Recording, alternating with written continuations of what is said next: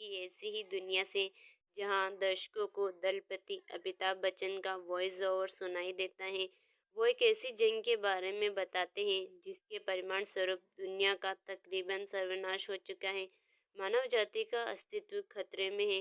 इस मौके का फायदा उठाकर पैसों की भूख रखने वाले ताकतवर लोग आधुनिक तकनीकों से एक ऐसे सिल्वर सिटी का निर्माण करते हैं जहां अमीर ऐशो आराम से रहते हैं, मगर गरीबों को एक ऐसी जगह पर निकाल फेंका जाता है जहां वे अपनी मूलभूत सुविधाओं के लिए भी तरस रहे हैं। ये गरीब अगर अमीरों की सिल्वर सिटी में प्रवेश करे तो मौत निश्चित है। बुनियादी ज़रूरतों को पूरा करने के चक्कर में गरीब आपस में लड़ने मरने लगते हैं। हालात को काबू करने के लिए दलपति एक बॉक्सिंग रिंग बनाकर नियम बनाता है कि लड़ाइयाँ सिर्फ बॉक्सिंग रिंग में ही होगी, मगर सिल्वर सिटी का क्रूर और खतरनाक सरगना दलिनी अपने राइट हैंड जॉन को उनकी बस्ती में भेजता है। वह गरीबों के योद्धाओं को चालाकी से नष्ट कर देता है। पूरी बस्ती एक बार फिर बर्बादी की कंगार पर आ जाती है।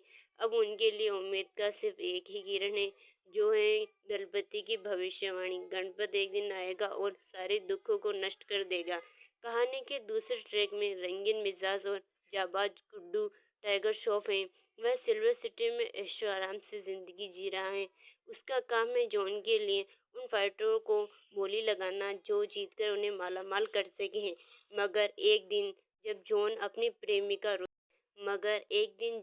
अपनी प्रेमिका को रोजी के साथ रोमांटिक होते हुए देखता है तो वह रोजी और गुड्डू को मारने का हुक्म दे देता है।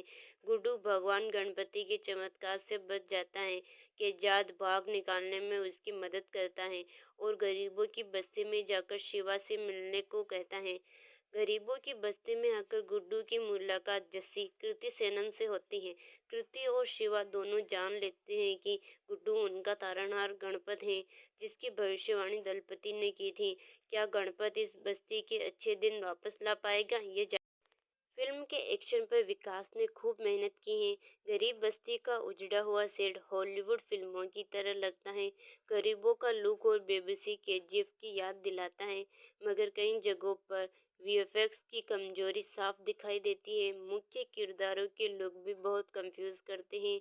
एक बॉक्सिंग मैच को जीतकर गणपत का गरीबों को बर्बादी से बचाने का तर्क हजम नहीं होता है। बैकग्राउंड स्कोर में टाइगर श्रॉफ की एंट्री पर बप्पा का म्यूजिक बचकाना लगता है, जबकि फिल्म में गाने और बेहतर हो सकते हैं। इसमें कोई दो राय नहीं है कि टाइगर श्रॉफ बॉलीवुड के बेहतर एक्शन हीरोज में से एक है। पर्दे पर एक्शन करते हुए उनका लचीलापन देखने को बनता है। वे डांस में भी अव्वल नजर आते हैं। फिल्म में उन्होंने अपने ग्रेसेड को भी खूबसूरती से निभाया है, जबकि कृति सेनन भी अपने एक्शन अवतार में दिल जीतती हैं।